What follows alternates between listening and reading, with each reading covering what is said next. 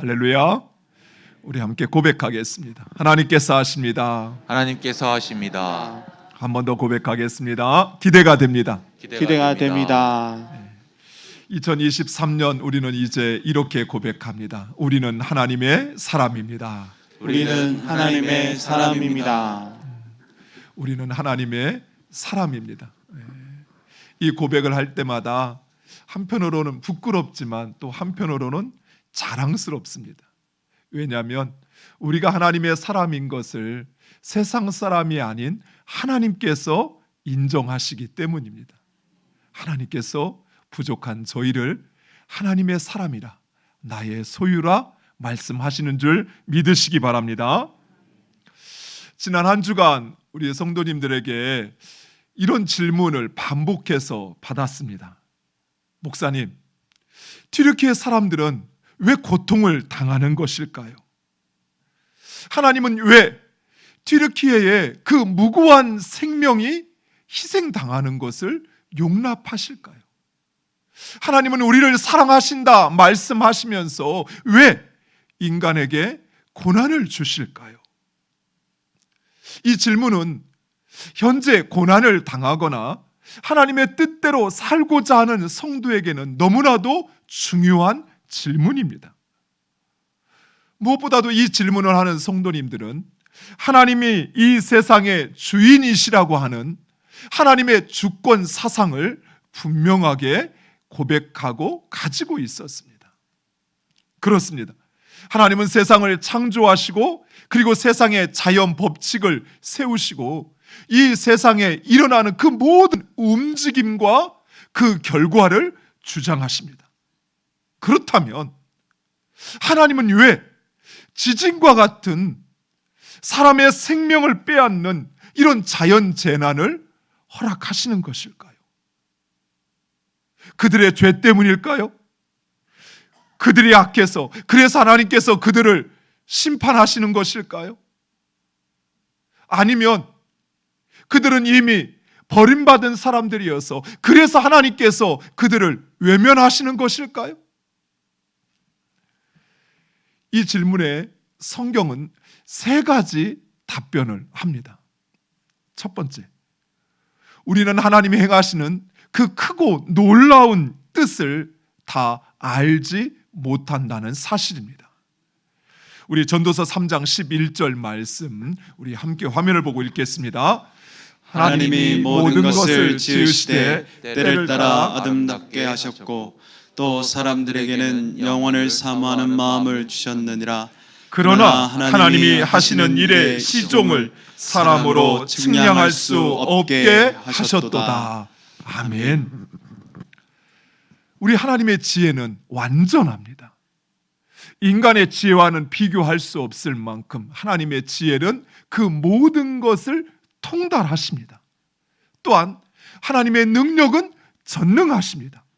그래서 그 하나님의 뜻과 계획은 모든 역사를 관통하고 그것을 이루어가는 것입니다. 반면에 우리 인간은 유한합니다. 우리의 생명도 유한하고 우리의 지식도 우리의 판단 능력도 심지어 우리는 그 도덕성도 부족합니다. 그래서 우리는 그 완전하시고 전능하신 하나님의 뜻과 계획을 온전히 알 수 없는 것입니다. 하지만 그 하나님은 선하시고 인자하십니다. 그리고 그 하나님의 신실하심은 영원하십니다. 시편 100편 5절은 이렇게 말씀합니다. 여호와는 선하시니 그 인자하심이 영원하고 그의 성실하심이 대대에 이르리로다. 아멘. 하나님의 뜻과 계획을 알 수는 없지만 그러나 하나님은 선하시고 인자하십니다. 그리고 그 하나님은 신실하심이 영원하십니다. 한때 신실했다가 좀 상황이 돌변하니 남몰라라 하시는 그런 분이 아니라 우리 하나님은 끝까지 영원히 성실하시고 신실하신 하나님이십니다. 그리고 그 선하신 하나님, 그 하나님이 변함없이 우리를 사랑하신다는 사실입니다. 이런 사실을 알 수 있는 대표적인 사건이 있습니다. 바로 예수님의 십자가 고난과 죽음입니다.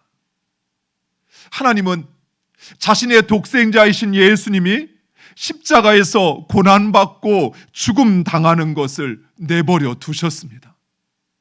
물론 하나님은 얼마든지 예수님의 죽음을 막을 수 있었습니다. 또 그 상황을 역전시킬 수도 있었습니다. 그러나 하나님은 그렇게 하지 않았습니다. 당시의 사람들은 자신의 독생자를 십자가에 못 박는 그 하나님을 알 수도 이해할 수도 없었습니다. 그래서 사람들은 십자가에 못 박히신 예수님을 떠나 다 도망쳐 버렸습니다. 그러나 하나님은 예수님의 그 십자가 고난과 죽음을 통하여 죄와 사망의 권세를 깨뜨리셨습니다. 그리고 그 예수님을 만왕의 왕으로 세우시어 하늘과 땅의 모든 권세와 정세가 그 발 앞에 굴복하게 하신 것입니다. 무엇보다도 바로 그 예수 그리스도의 고난과 죽음이 우리의 죄를 사하고 우리를 구원하셨습니다. 이처럼 우리는 하나님의 그 뜻과 계획을 다 알 수는 없습니다. 다만 하나님은 세상의 모든 일들을 선하시고 인자하신 뜻 가운데 주장하십니다. 따라서 우리는 고난 당할 때 먼저 하나님을 찾고 그리고 나를 향한 하나님의 뜻을 구해야 합니다. 그리고 우리는 끝까지 그 하나님의 신실하심을 믿어야 합니다. 두 번째로, 인간은 재난을 막을 능력은 없습니다. 그러나 그 피해를 줄일 책임은 우리에게 있습니다. 자연재해와 같은 재난은 불가항력적입니다. 언제 어떻게 찾아올지 우리는 알 수 없습니다. 그러나 이런 자연재해를 사전에 예방하고 사후 피해를 최소화할 그 책임은 우리에게 있다는 사실이에요. 개인적으로도 우리 몸에 찾아오는 이 암과 질병을 우리는 막을 수 없습니다. 그러나 사전에 그것을 예방하고 그리고 그 피해를 최소화할 수는 있다는 사실이에요. 이번 튀르키예 지진으로 인해서 현재 그 사망자가 약 4만 4천 명이 넘어섰다고 그래요. 아직 실종자가 있다는 것으로 보면 사망자는 더 증가할 것입니다. 또 약 11만 명이 부상을 당하였습니다. 그리고 튀르키예만 약 4만 7천 채가 붕괴되었습니다. 그런데 이런 재난 가운데서도 단 한 사람의 사망자도 단 한 채의 건물도 붕괴되지 않은 도시가 있다고 합니다.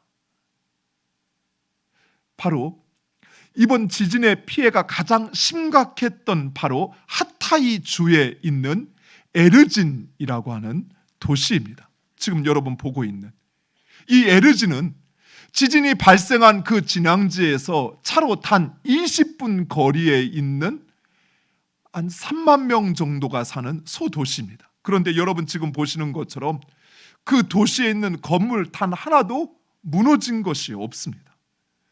단 한 사람의 사망자도 나오지 않았다고 합니다. 튀르키예는 이전 1950년대 이전부터 지진이 자주 발생하는 지역이었습니다. 그래서 정부에서 건물마다 모두 내진 설계를 하게끔 법으로 정해졌다고 합니다. 그런데 이 규정을 지키지 않은 불법 건축물들이 난무하면서 이번 이러한 피해가 그처럼 극심하게 드러났다라는 것이에요. 그런데 이 에르진 시의 시장인 유에케슈 엘마슈트라고 하는 바로 이분, 지금 여러분 보시는 이분은 시장이 되자마자 엄격한 건축 규제를 시행해서 모든 불법 건축물들을 모조리 철거시켰다고 그래요. 그리고 새롭게 세워지는 모든 건물은 그 건축 규제에 맞추어서만 건축 허가를 해주었다고 합니다. 그러다 보니 그 지진 피해가 심각한 주변의 모든 도시들이 건물이 무너지고 그로 인하여 사망자가 발생하는데 단 한 사람의 사망자도 단 한 채의 건물도 무너지지 않은 것입니다. 이처럼 우리는 자연재해를 막을 수는 없습니다. 그러나 그 피해를 사전에 예방할 수는 있는 것입니다. 시장만의 책임이 아니에요. 그 시장을 뽑는 바로 우리의 책임인 것입니다. 마지막 세 번째, 우리는 재난으로 인하여 우리 자신을 돌이켜 회개하며 순종의 삶을 살아야 합니다. 예수님 당시에, 예수님이 사역하던 바로 그 당시에 실로암 망대가 무너져서 18명이 사망하는 사고가 일어나게 됩니다. 그러자 사람들은, 그 사고로 인하여 죽은 사람들은 그들의 죄로 인하여 벌을 받았다라고 생각을 했습니다. 그런데 예수님의 생각은 달랐습니다. 누가복음 13장 4절과 5절, 우리 화면을 보고 함께 읽겠습니다. 또 실로암에서 망대가 무너져 치여 죽은 18사람이 예루살렘에 거한 다른 모든 사람보다 죄가 더 있는 줄 아느냐? 너희에게 이르노니 아니라. 너희도 만일 회개하지 아니하면 다 이와 같이 망하리라. 아멘. 사람들은 타인들이 고통을 당할 때, 고난을 당할 때 그들의 죄 때문에 고난이 찾아왔다라고 생각합니다. 그래서 고난당하는 사람들은 그 고난 자체로 인하여 힘들기보다는 바로 이런 사람들의 생각들로 인하여 더 심적인 괴로움을 당하게 됩니다. 그런데 예수님은 분명히 아니다라고 말씀하십니다. 물론 우리의 범죄함으로 인하여 찾아오는 고난도 있습니다. 대표적으로 아담이 범죄함으로 에덴 동산에서 쫓겨났습니다. 미리암이 모세를 비방하였다가 문둥병에 걸리는 일도 있었습니다. 그러나 우리 하나님은 결코 악인이라 할지라도 그가 고난받고 그가 죽임당하는 것을 결코 기뻐하지 않으십니다. 따라서 우리는 결코 다른 사람이 환난을 당하거나 고난을 당할 때 하나님의 심판이라 함부로 말해서는 안 되는 것입니다. 이번 역시 마찬가지입니다. 튀르키예에 일어난 이 지진으로 인한 이 재난을 그들의 죄 때문이라 이렇게 단정 지어서는 안 된다는 것이에요.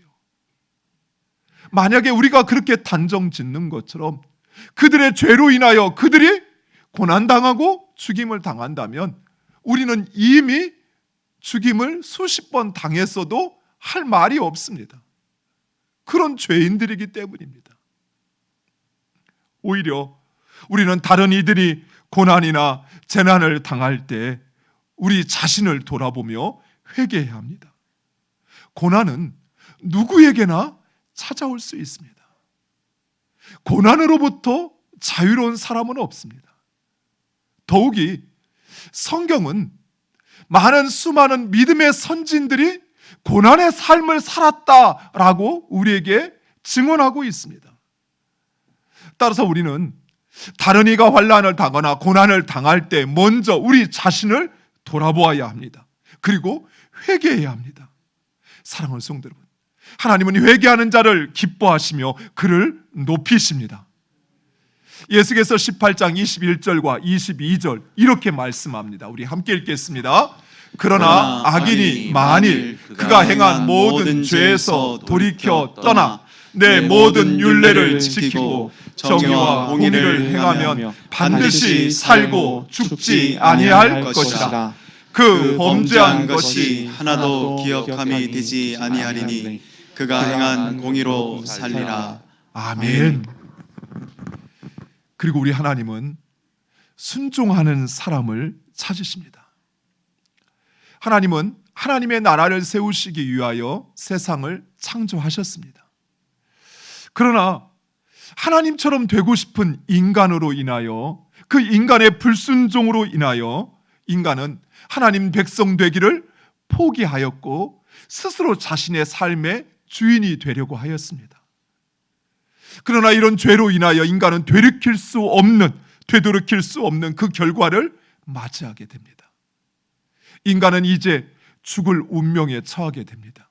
하나님과 인간의 관계가 단절되어 버렸습니다. 인간과 인간의 관계가 단절되어 버렸습니다. 또한 자연은 더 이상 인간을 이롭게 하지 않는, 이제 인간을 위협하는 존재가 되어버렸습니다. 인간은 평생 수고와 무거운 짐을 살아갈 수밖에 없는 그런 존재가 되어버린 것입니다. 그래서 그리스도인들이라면 한 번쯤 이 원죄를 범한 아담을 원망하기도 합니다. 만약 아담이 범죄하지 않았다면 이처럼 고통과 염려와 죽음의 삶을 살지 않았을 거라 생각하는 것입니다. 그러나 우리 자신의 속마음을 한번 솔직히 들여다보세요. 우리는 아담보다 더 탐욕스럽고 더 이기적이고 더 교만하고 더 비겁합니다. 만약 우리였다면 우리는 아담보다 더 많은 죄를, 더 많은 불순종을 범하였을 것입니다. 하지만 하나님은 그런 인간을 사랑하셨습니다. 하나님께서 왜 우리를, 인간을 사랑하셨는지 우리는 알 수 없습니다. 우리는 하나님께서 사랑하실 만한 그 어떤 조건도, 그 어떤 자격도 갖추지 못한 존재입니다. 그러나 하나님은 그런 우리를 사랑하셨습니다. 그래서 하나님은 인간을 하나님의 백성 삼으시기 위하여 아브라함을 택하시고, 그리고 아브라함을 통하여 하나님의 백성, 하나님의 나라 세우시기 위한 구원 프로젝트를 진행하십니다. 그런데 하나님의 백성에게는 가장 중요하게 요구되어지는 자세와 성품이 있습니다. 그것은 바로 순종입니다. 하나님의 백성은 절대적으로 하나님 말씀에 순종해야 합니다. 스스로 하나님의 백성이라 하면서 하나님의 말씀에 순종하지 않는 사람, 그는 하나님의 백성이 아닌 것입니다. 그래서 하나님은 먼저 아브라함의 순종을 시험하십니다. 오늘 본문 2절 말씀 우리 함께 읽겠습니다. 여호와께서 이르시되 내 아들 내 사랑하는 독자 이삭을 데리고 모리아 땅으로 가서 내가 내게 일러준 한 산 거기서 그를 번제로 드리라. 아멘. 모든 부모에게 그런 것처럼 아브라함에게 이삭은 생명 그 이상의 존재입니다. 더욱이 아브라함은 이삭을 100세에 얻었습니다. 그래서 더 이상 또 다른 아들을 얻을 소망이 없었습니다. 따라서 이삭을 바치라는 하나님의 말씀에 순종하는 것은 결코 쉽지 않았습니다. 아마도 우리라면 차라리 아들 대신 나를 요구하세요 라고 이야기했을 것입니다. 아니면 차라리 이렇게 뺏어갈 거면 왜 나에게 이 아들을 주셨습니까? 하며 원망하며 대들었을 것입니다. 아브라함은 그야말로 그의 인생의 어떤 위기보다 가장 심각한 위기에 놓이게 된 것입니다. 그런데 아브라함은 그 어떤 항변도, 그 어떤 대꾸도, 그 어떤 변명도 하지 않고 주저없이 순종합니다.